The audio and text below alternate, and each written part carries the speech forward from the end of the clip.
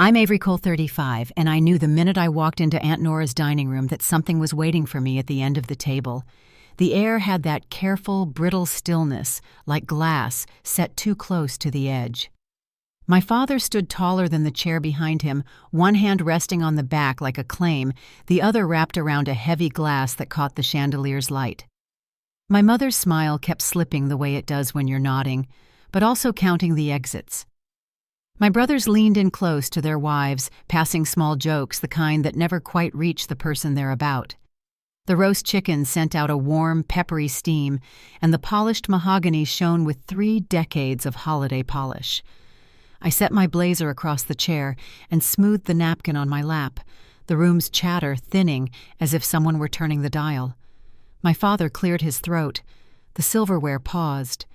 The chair legs scraped softly on the hardwood as he started to rise. Before I go any further, let me know where you're listening from in the comments. And if you've ever walked into a room knowing the script was written without you tap like and subscribe, so this story finds the people who need to hear it. I grew up not far from Columbus in a split-level house where winter boots lined up by the back door, and Sunday meant church leftovers and the sound of a football game drifting in from the living room. We were taught to keep our promises to bring a dish when someone was hurt, to say please and thank you even when you were tired.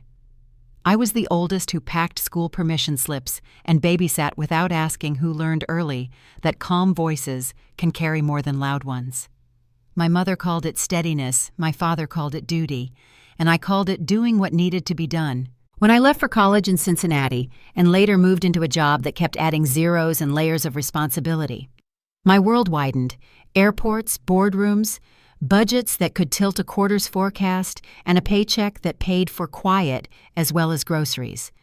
The contrast showed up in small ways, the way my coworkers talked about vacation homes, while my family compared grocery prices, the way a colleague could ask about stock options, while my brothers traded tips on yard fertilizer and travel baseball. I never looked down on either life. I just learned to carry both, one on each shoulder, and not let them knock against each other too hard. Family gatherings had a rhythm I could count without a clock. Aunt Nora's colonial-style house with floors that glowed like a showroom, kids weaving between chair legs, and a line of casseroles that could keep through an Ohio winter. There were stories that never aged, like the time Ethan slid off the sled into the creek, or the summer Mark tried to patch the fence with duct tape.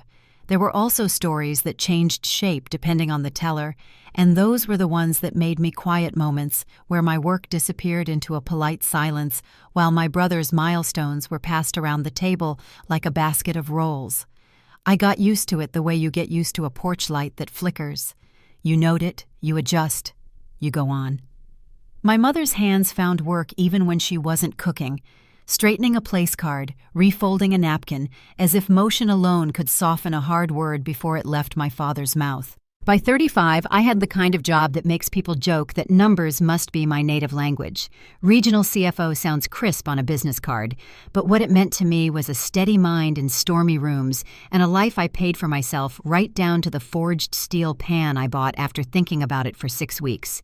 It also meant that when I walked back into family spaces, I could feel the old expectations pressing against the new shape of my life, like a winter coat that no longer fits.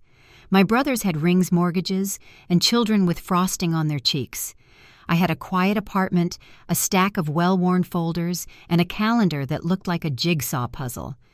No one needed to say it out loud for me to hear it. There is a script for how an eldest daughter is supposed to live, and if you don't follow it, people will wonder who gave you permission to hold your head up anyway. Aunt Nora's table held 20 place settings that night. Each one a small stage, water glass, wine glass, folded napkin. The little ridge where the light knifed across the plate. Cousins traded soccer scores, and the men compared rates like they were weather mortgages, rising and falling with a shrug. My mother's voice threaded through the room in careful stitches, asking about school plays and new jobs, keeping the edges from fraying.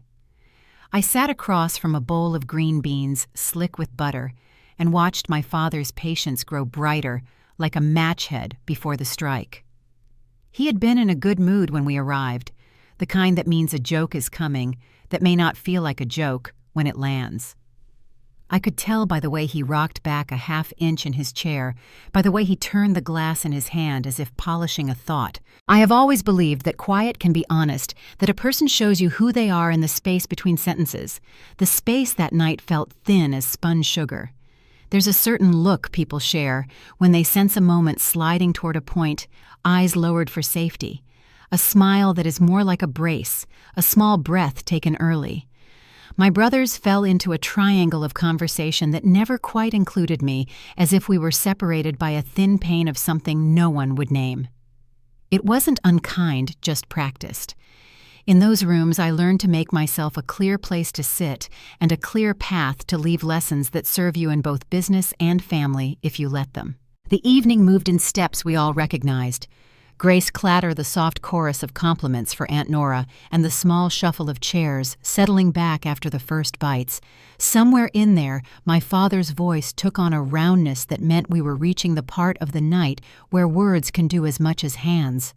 When he pushed his chair back and the legs scraped a clean line across the hardwood, I felt the room lean with him. The glasses caught the light in a stiff ring, and every fork paused mid-air like it had forgotten where it was going. He set the base of his glass on the table with care, as if to tell everyone to watch closely. My mother's fingers tightened around her napkin, just once, then went still. He cleared his throat and smiled the way a man does when he thinks he's already in charge of the ending. And in that brief hush where the heat from the platters rose and the chandelier hummed just a little, I understood that whatever he was about to say would not be small and that the next words out of my mouth would not be either. The scrape of my father's chair sounded sharper than I remembered. The whole table froze forks, suspended conversations clipped in half. He rose slowly, his glass catching the chandelier's light, and I felt 20 years of rehearsed silence tighten around my ribs. My mother's hands twisted a napkin until it looked like a rope. Across the table, my brothers straightened, half curious and half ready for the kind of entertainment only he could stage. Thomas Cole, head of the table and master of every room he entered, cleared his throat and smiled as if he were stepping up to a microphone. He lifted his glass high enough for everyone to see the amber swirl and said, "A toast to my firstborn." The words came out smooth, but his eyes stayed on me waiting. Chairs shifted. Someone murmured a half-hearted cheer. The air felt heavier than it should have, like a storm sitting just above the ceiling. My father's smile held steady, but it was the kind that came before a blow. "Tell us, Avery," he said, "what does it feel like to be 35 unmarried, no children, no one to keep you warm at night? How does it feel to have a career and still end up all alone?" The sound in the room cracked. One of my brothers tried to disguise a laugh with a cough. The other two just looked down at their plates, pretending the moment didn't belong to them. My mother's knuckles went white around her napkin. For a second I heard nothing, not the hum of the chandelier, not the clink of cutlery, not even the soft rustle of the kids in the other room. It was a silence so complete it made the air hum. I stared at my father's face, the easy cruelty of his grin, and something inside me settled instead of shaking. I set my fork down gently and reached for my wine, letting the glass steady my hand. "Thanks for the toast, Dad," I said, my voice even. "Since we're sharing feelings tonight, here's mine. This failure," I pointed toward myself, "is done, paying your mortgage, your car, your insurance, and every other bill that's had my name hidden on it. Starting tomorrow, you'll handle them yourself." The sound that followed wasn't a gasp. It was the absence of breath altogether. 20 pairs of eyes blinked toward me unprepared. My father's face went slack. The line of his jaw sagged as if the words had weight. My brothers' wives froze mid-motion. My mother pressed a napkin to her mouth like she was afraid something might fall out. I looked around the table and saw confusion, guilt, and a kind of fear I'd never seen there before. Then I stood. "You think I'm a failure because I don't fit your picture of success," I said quietly. "But I've been the one keeping your picture from falling off the wall." I pushed the chair back, its legs scraping a deliberate line across the floor. "I've carried this family in silence for years, but not anymore. I hope you all enjoy dinner. I just lost my appetite." I walked through the dining room past the sideboard lined with crystal, past the framed family portraits that told half the story. I didn't look back. The front door clicked behind me, and the cold night air met my skin like a truth I should have found sooner. The noise from inside dulled to a distant hum. I stood there for a moment on Aunt Nora's porch, the wind cutting through the last of the warmth. That's when I heard her voice, soft, careful, almost apologetic. "I'm sorry," she said from behind me. "I knew he'd try to ask me for money again. I wanted you to see it for yourself." Her words landed somewhere between pity and relief. I turned and she gave me a small, sad nod. "You did the right thing," she whispered. It was time. I didn't answer. The gravel crunched beneath my shoes as I walked to my car. The drive home stretched long and quiet. The road lights passed like steady heartbeats, and the silence inside the car felt heavier than usual. Not empty, just full of everything I'd refused to name. I turned off the radio and let the sound of the tires fill the space.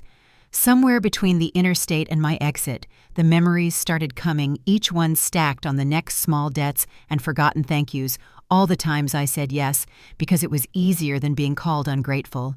The first one was a roof. I was 15 when the leak started in the hallway.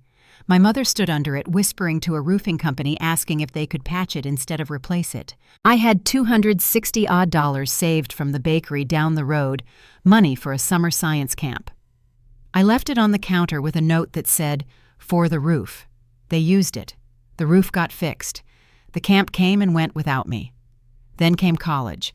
I'd been accepted to Northwestern, a scholarship that covered most, but not all. My father refused to co-sign a loan. "I'm not signing my name on something you'll never pay back," he said. I took a different offer from Ohio University, the one that covered tuition, but not comfort.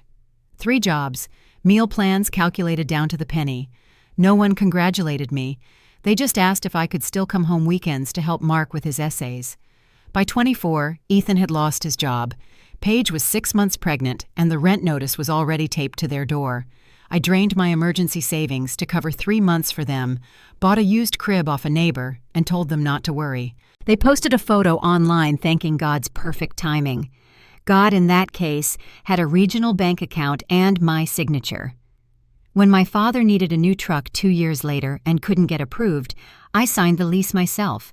At 27, I was earning enough to manage it, but the debt meant skipping the trip to Denver I'd promised myself for years. He never mentioned my name when he showed the truck to his friends. He said, "Hard work pays off." At 29, when my mother's heart medication changed and the insurance didn't cover it, I added her to my company plan. I never told anyone. She thanked her blessings at dinner that year and passed me the rolls without meeting my eyes. And at 32, when Jordan and Casey wanted to take their kids to Disney but couldn't afford it, my phone lit up with a message that began, "You're always the responsible one." 5 round-trip tickets, a hotel suite, 2 days in the park, and a week of Instagram posts tagged with joy I had paid for. Each memory stacked until it felt like a ledger I'd never closed. Every time I tried to set something aside for myself, a down payment, a small vacation, even a better couch, someone needed help. And I gave it, because that's what reliable people do. Until the night my father raised that glass and called me a failure, and I realized I'd never been a daughter to them. I'd been a service they could renew at will. The road curved past the dark fields outside the city. My hands stayed steady on the wheel. For the first time, I didn't feel guilty for driving away.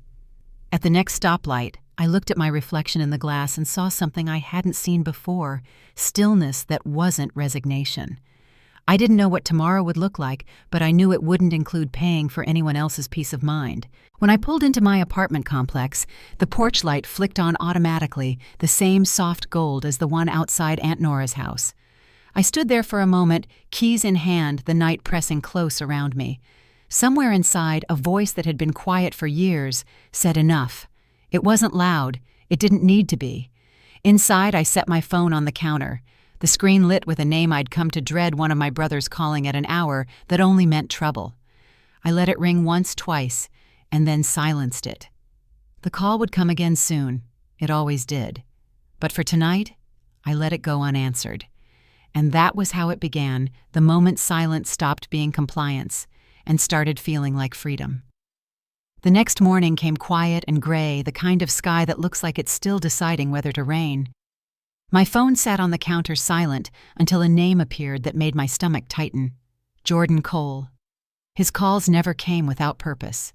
I let it ring once, twice, then picked up. "Hey, Jordan," I said, keeping my voice steady. "I've got about 5 minutes before a meeting." He laughed lightly, a familiar warm-up. "Always working, huh? You're impossible to catch these days." "Listen, I'll keep it short." There was a pause, the kind that always came before the real reason. So he started, "You know that business Casey and I have been working on, the pet products subscription thing? We're this close to landing a big distribution deal. Only problem bank's giving us grief over the debt-to-income ratio." He exhaled through his teeth, rehearsed frustration in his tone. "They just need someone to co-sign. No money from you, just your signature. You've got the kind of credit they listen to." I leaned back in my chair, letting the words settle. "Jordan," I said carefully, "I can't co-sign anything for you. My finances are tied up right now, and I'm not taking on new debt for anyone." The silence on the other end stretched thin. "So that's a no?" he asked flatly. "That's a no," I said. His voice shifted, losing its practiced charm. "Unbelievable. Dad said you'd gotten selfish. You've got all that money sitting around and no one to share it with. You'd rather let your own brother struggle." My hand tightened around the phone. "Goodbye, Jordan," I said and hung up.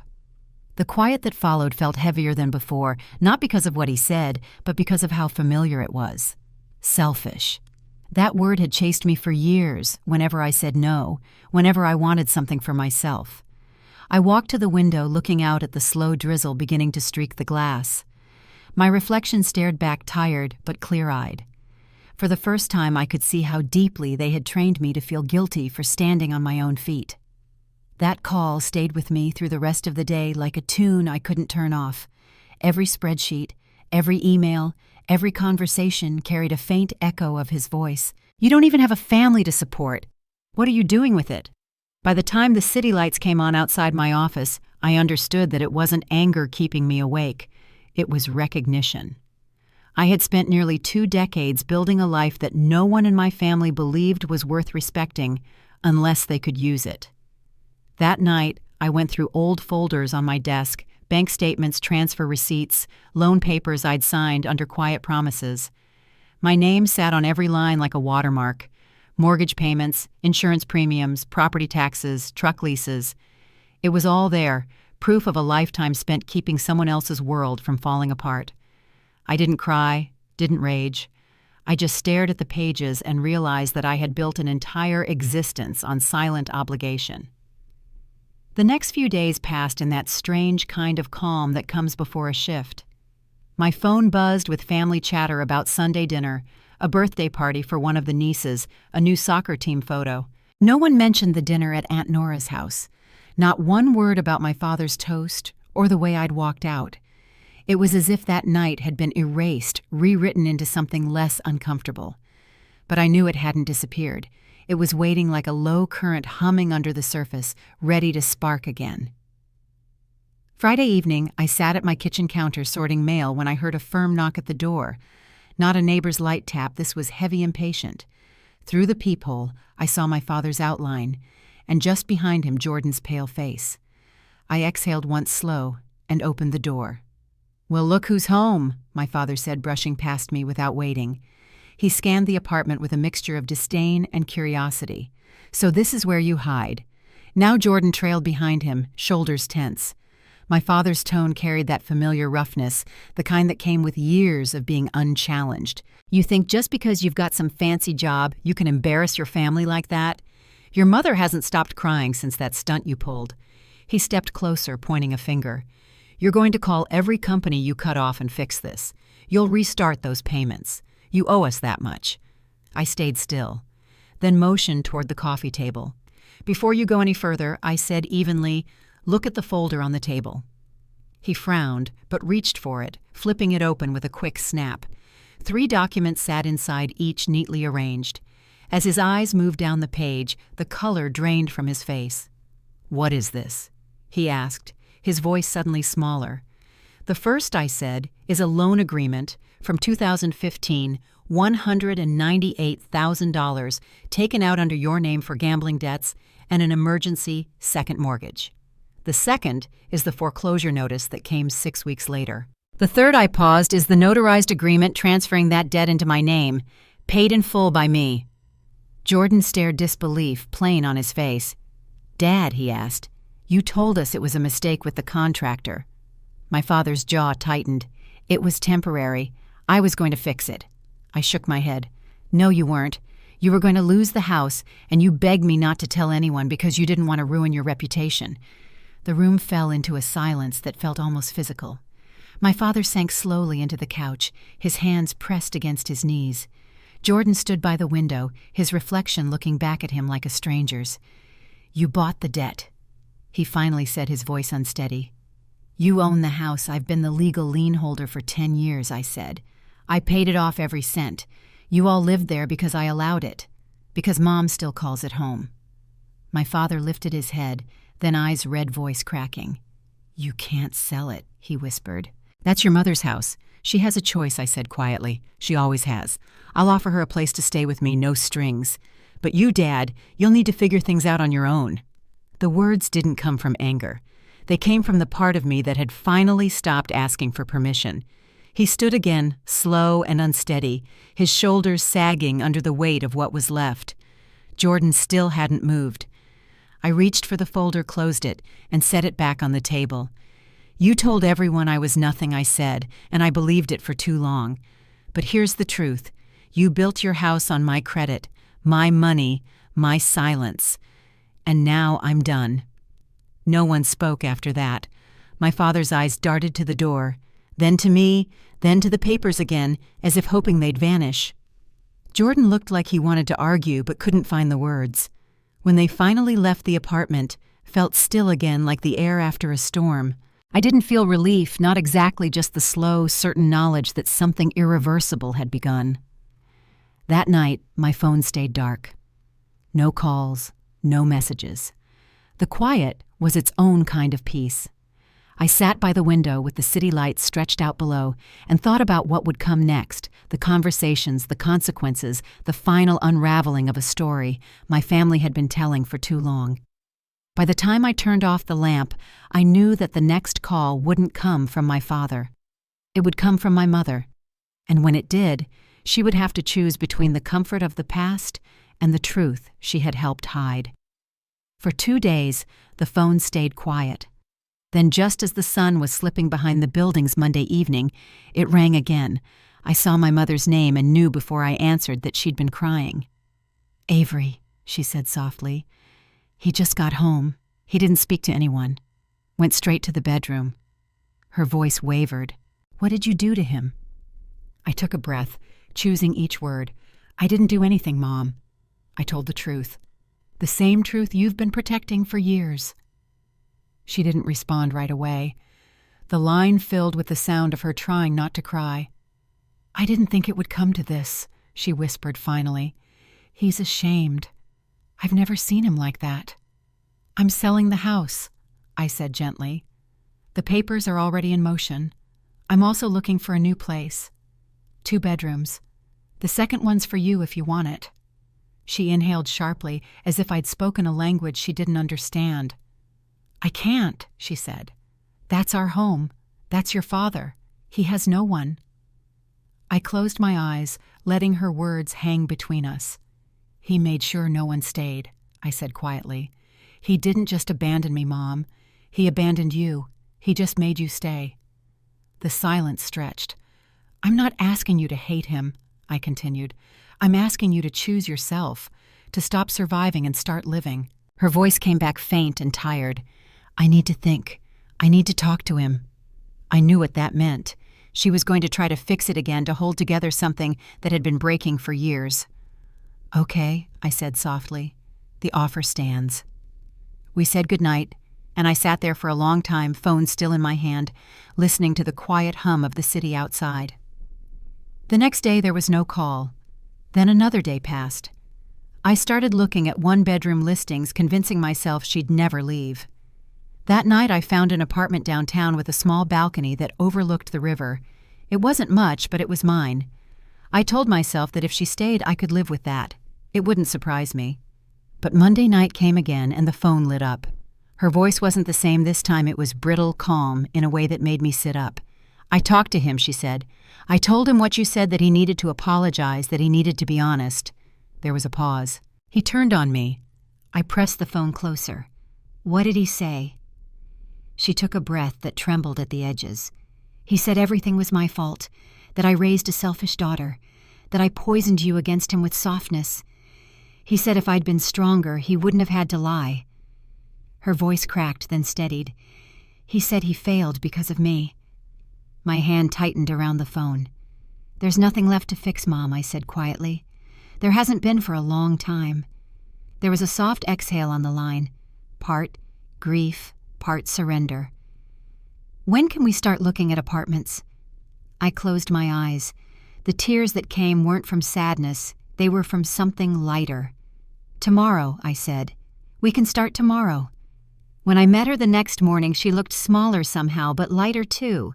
Her wedding ring was still on, but her hands didn't tremble anymore. We spent the day driving across town from one apartment to another, crossing off places that felt too dark or too cramped. By afternoon, we found one on the 17th floor of a building with wide windows and a view that caught the skyline just right. It had 2 bedrooms and a kitchen that glowed warm in the afternoon light. "This feels different," she said quietly, standing by the balcony door. The breeze caught her hair. "I could breathe here." "It's ours if you want it," I said. She didn't hesitate long this time. "Let's take it." The next few weeks were a blur of paperwork boxes and measured goodbyes.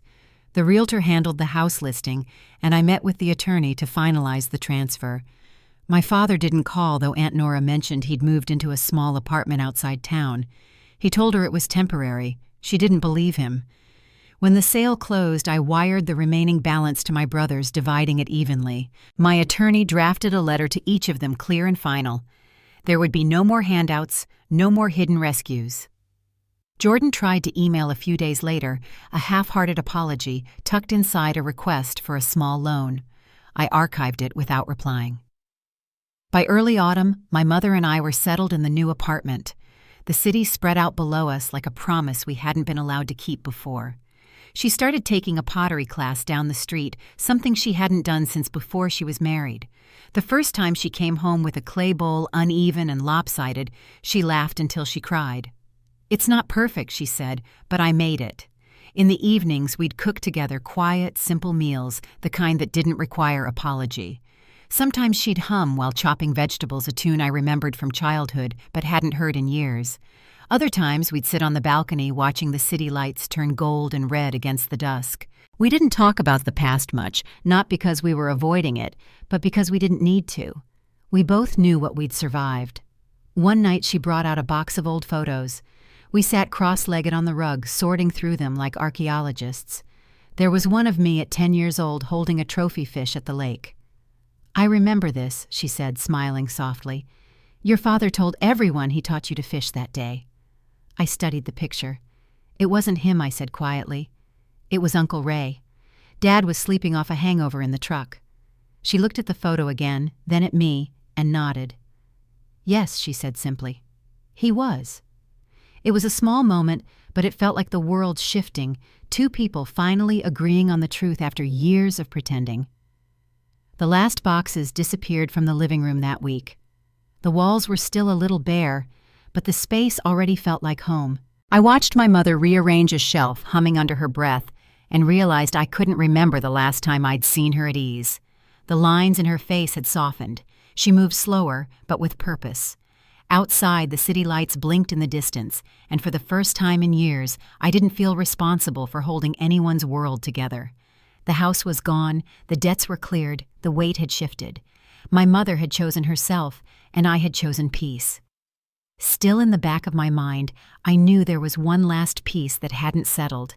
My father had vanished into the silence he'd once used as power. People like him rarely stayed quiet forever. When he did resurface, I had a feeling he wouldn't come looking for forgiveness. That thought stayed with me as I turned off the lights and looked out at the skyline, steady glowing, and finally mine. Autumn settled in quietly that year, brushing gold along the edges of the trees outside our balcony. The days had fallen into a calm rhythm. Work dinner, her pottery class, and evenings spent in easy silence. My mother seemed lighter, more certain of herself with every passing week. But I knew that peace never sits still for long in a family like ours. It waits silent until someone stirs the dust.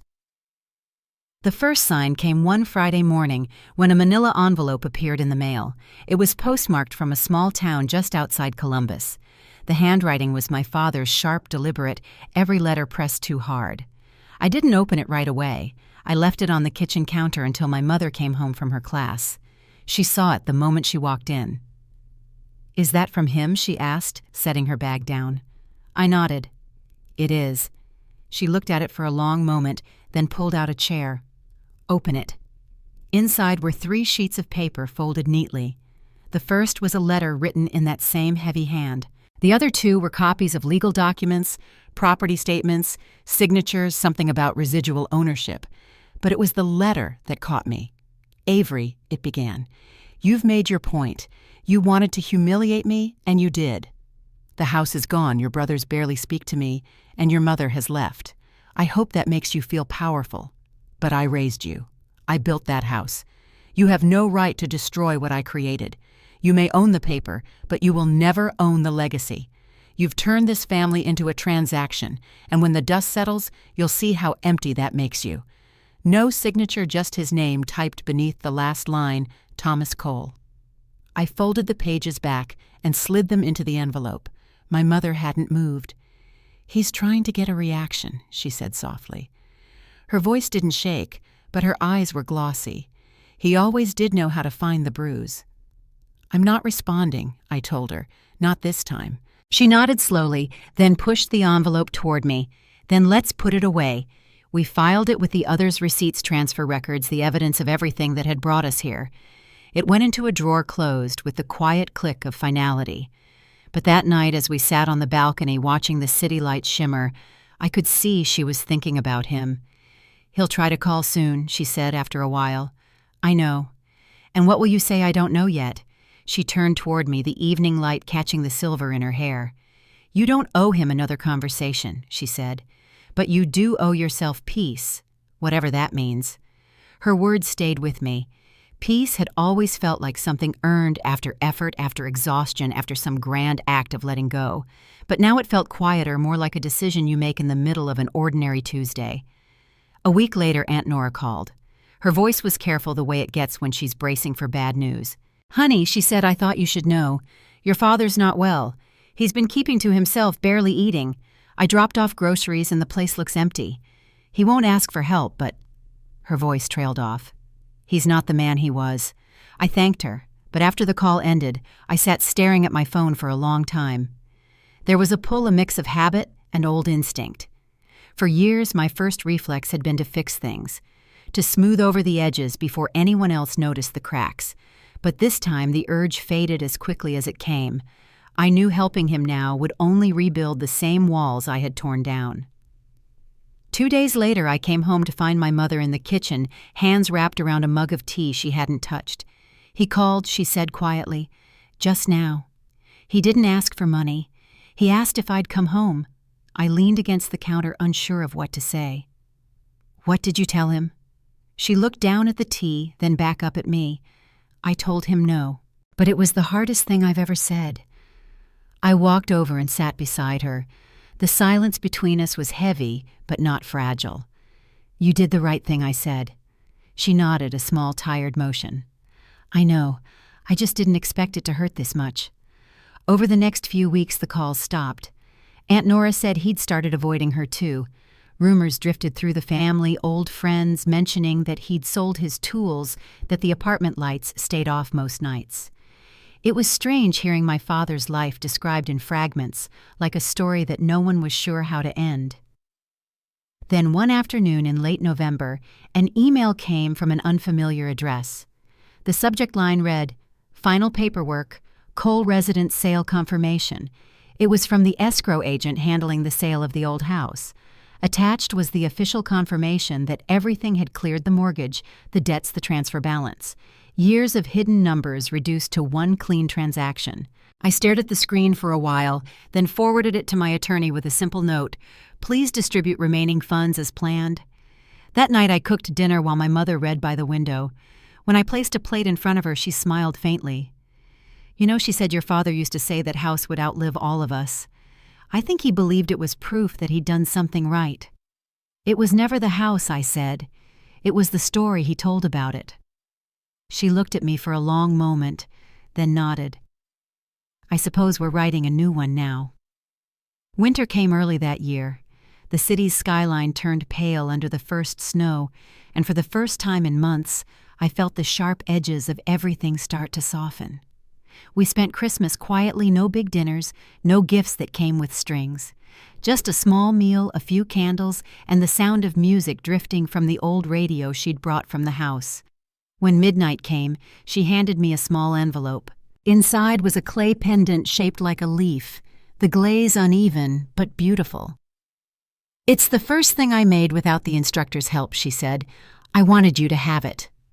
I turned it over in my hand. On the back, she had pressed 2 small initials before it was fired, RC. "It's perfect," I said, and for the first time in years, she believed me. That night, as I lay in bed, I thought about how different everything looked now. The quiet no longer felt heavy. The distance from my brothers, from my father, it wasn't loss anymore. It was space to breathe, to build, to begin again. But I also knew the story wasn't over. Families like ours rarely end with clean goodbyes. Somewhere in that small apartment outside Columbus, my father was still telling his version of events, rewriting the truth to anyone who'd listen. And sooner or later, the world we'd left behind would find a way to knock again. I turned toward the window, the city lights soft against the snow, and let out a breath that felt like closure and warning all at once.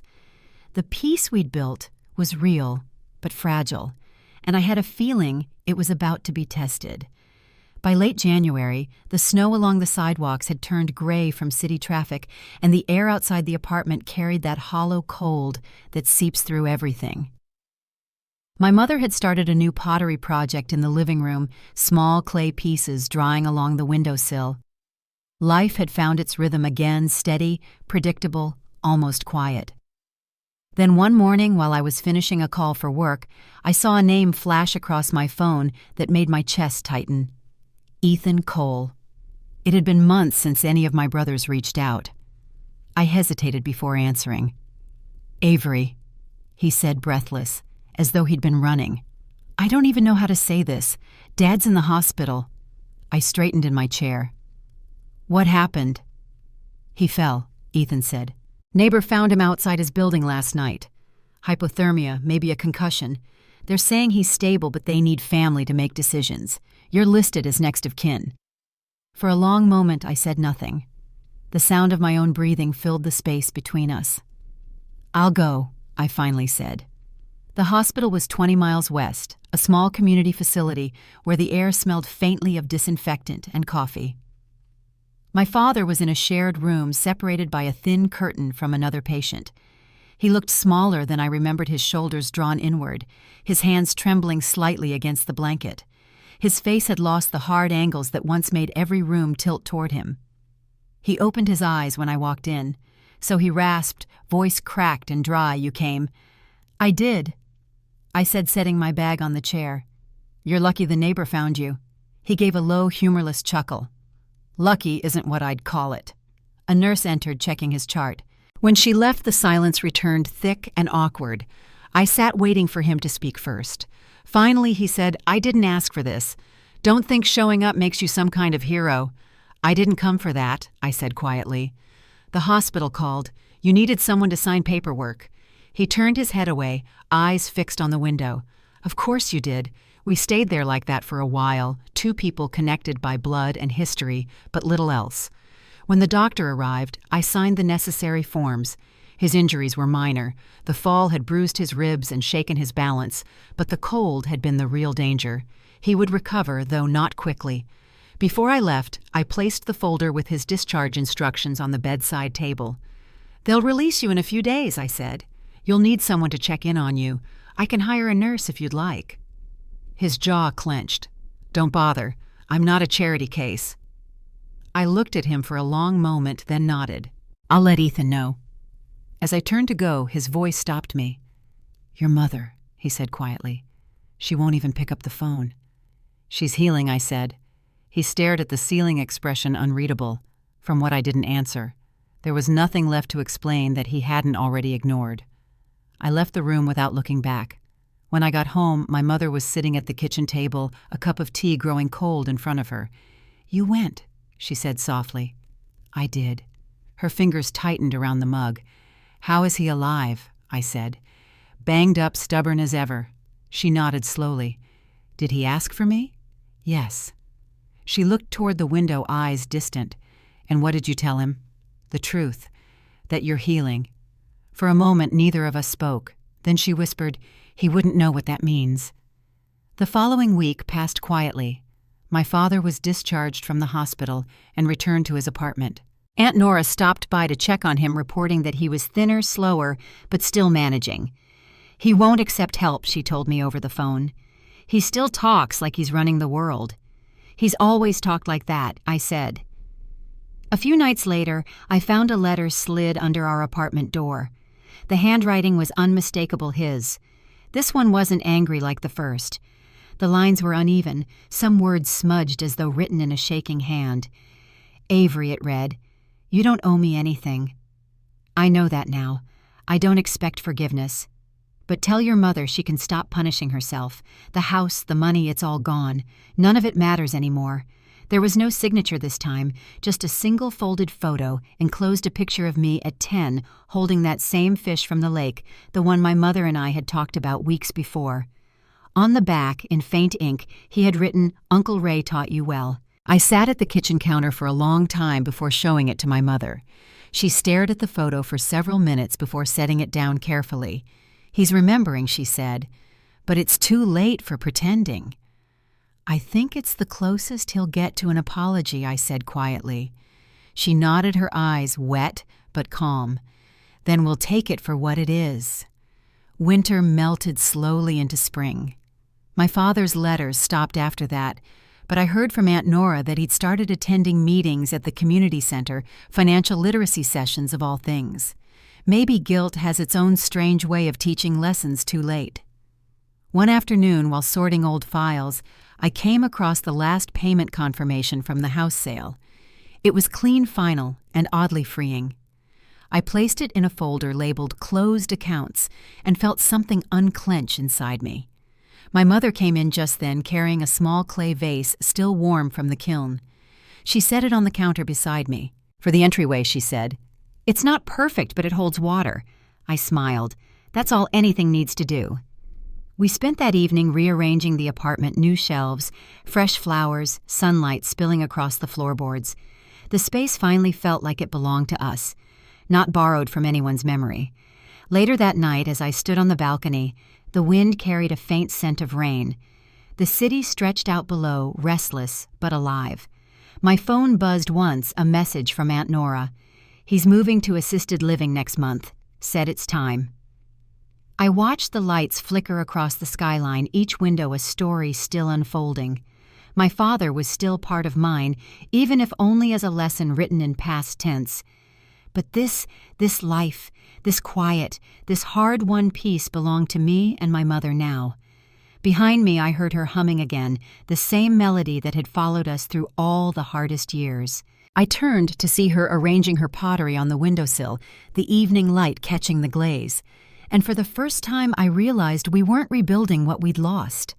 We were building something entirely new. Still, as the rain began to fall, I couldn't shake the sense that the story wasn't finished. Some debts can't be cleared with paper, or silence, they wait for the right moment to close. And I had a feeling that moment was still ahead. The spring rain had eased by the time we reached the assisted living center. My mother and I stood by the entrance beneath an awning, the smell of wet mulch rising from the flower beds. She held a small paper bag in her hands, fresh fruit, a sweater, a crossword book. She hadn't seen him since the hospital. When we stepped inside, the place felt more like a library than a medical wing. The walls were painted in muted greens and soft yellows, and the air carried a faint scent of lemon polish and brewed coffee. A woman in a navy cardigan met us at the reception desk. "You must be the Coles," she said kindly. "I'm Clara Jensen, the director here. He's settled in, mostly keeps to himself."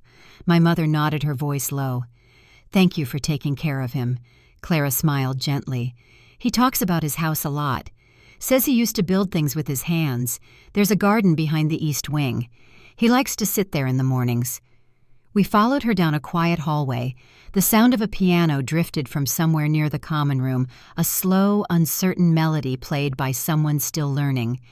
The rhythm reminded me of the way my father used to hum while measuring wood, a sound both familiar and foreign now. When we reached his room, the door was open. He sat by the window, a blanket draped over his knees, sunlight breaking across his shoulders. He didn't look up until my mother spoke. "Thomas," she said softly, "it's us." He turned slower than I remembered, his expression unreadable. "Ruth." His voice cracked. "Avery." She stepped inside first, setting the bag on the table. "We brought you a few things," she said. "Your favorite apples, some puzzles." He nodded, eyes flicking toward me before returning to the window. "You didn't have to come." "No," she said gently, "but we wanted to." I stayed near the door, letting them have their space. My mother moved around the small room, straightening the chair, setting a glass of water by the bed. The silence filled the space like an old habit neither of them had forgotten how to keep. Finally, he looked at her again. "I thought you'd never speak to me."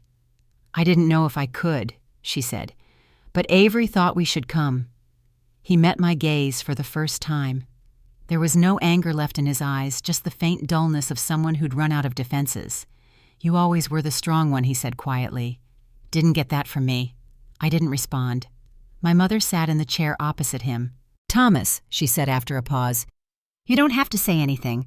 We're just here to make sure you're okay." He gave a small nod. "I'm fine. Just old bones and bad decisions." She reached into the bag and handed him the sweater. "You'll need this. It gets cold in here." He took it, holding it in his lap like something fragile. "You still think of everything," he said. Then, after a long moment, he added, "I was wrong, Ruth. About her. About all of it." The words hung there between them, too quiet to echo. My mother's eyes glistened, but she didn't look away. "We all were," she said softly. After a while, he grew tired. The nurse came in to check his vitals, and my mother touched his shoulder before standing. "We'll come again soon," she said. He gave a faint smile. "Don't promise what you can't keep." She hesitated at the door, then turned back. "I mean it, Thomas. Take care of yourself." He nodded, eyes lowered. "You too, Ruth." The drive home was mostly silent. My mother looked out the window, her hands clasped tightly in her lap. When we reached the bridge crossing the river, she finally spoke. He looked smaller than I expected. I kept my eyes on the road. He's learning to live with the space he made. She didn't answer, but I saw her reflection in the glass, a faint smile mixed with something that might have been peace. Over the next few weeks, we visited twice more. Each time the conversations grew a little easier, less about blame, and more about simple things: the weather, the garden, the birds nesting near the windowsill. My father had started tending the garden beds with the staff, trimming the hedges and pulling weeds. It was the closest he'd come to work in years. One afternoon, Clara caught me as I was leaving. "He's different when you're here," she said. "Quieter but better. Sometimes people just need to see they haven't been forgotten." I nodded, unsure what to say. "Thank you for looking after him." "He's not easy," she admitted, smiling faintly, "but he's trying. That counts for something." By early summer, my mother began to spend her mornings at the community center, helping with art classes for seniors. I think she needed to fill the space that forgiveness had left behind. She told me once that forgiving him didn't mean returning. It meant moving forward without carrying the weight anymore. One morning, a letter arrived from the center, this time typed neatly on stationery. It was short, just 2 paragraphs. Thomas Cole had passed away quietly in his sleep. The staff said he'd spent the previous evening sitting in the garden, humming an old tune while watching the sunset. They found him still in his chair, peaceful. My mother was standing beside me when I read it. She didn't cry. She just reached for the paper and folded it, once her fingers trembling only slightly. "He finally found quiet," she said. The funeral was small. A handful of relatives, Aunt Nora, a few of his old co-workers from the construction days. We chose a simple service, no speeches, no long eulogies. My mother placed one of her clay vases beside the urn glazed in soft blue with a single white line spiraling through it. "He'd like this," she said quietly. When it was over, the guests drifted away, leaving just the two of us under the oak tree near the cemetery fence. The breeze stirred the grass, carrying the scent of lilacs from a nearby bush. My mother rested her hand on my arm. "You did what I couldn't, Avery. You gave him a chance to see who he really was." I looked at the vase glinting in the sunlight. "He gave himself that chance," I said. "We just stopped getting in the way." She smiled faintly, her eyes soft. Maybe that's what forgiveness really is. As we walked back to the car, I felt a lightness in the air that hadn't been there in years, the kind that comes when the past finally stops demanding attention. That evening back at the apartment, my mother placed another vase on the table, the twin of the one she'd left by his urn. "For balance," she said. So we remember the whole story, not just the hard parts. The city outside was golden in the late light. For the first time in a long while, the story of our family felt complete, not perfect, but whole enough to hold without breaking. Still, as the sun dipped below the skyline, I knew there was one last thing left to do. Something that would turn this ending into a beginning. The papers were already signed. By morning, a new foundation would bear our name, one built on truth instead of silence. The morning after my father's funeral, the apartment was still. The sun slipped through the blinds in thin, quiet stripes, touching the vases on the table with soft light. My mother was already awake, standing by the window in her robe, a cup of coffee warming her hands. For a long time, neither of us spoke. There was nothing left to argue, nothing left to prove. Just peace, thin but steady, like the first breath after a long climb. I walked over and stood beside her. The city below us was waking up, people heading to work buses, sighing at red lights, dogs pulling at their leashes. It all felt ordinary again, and that was a gift. "You ready?" I asked. She nodded, setting her mug down and reaching for her jacket. We had one more stop to make.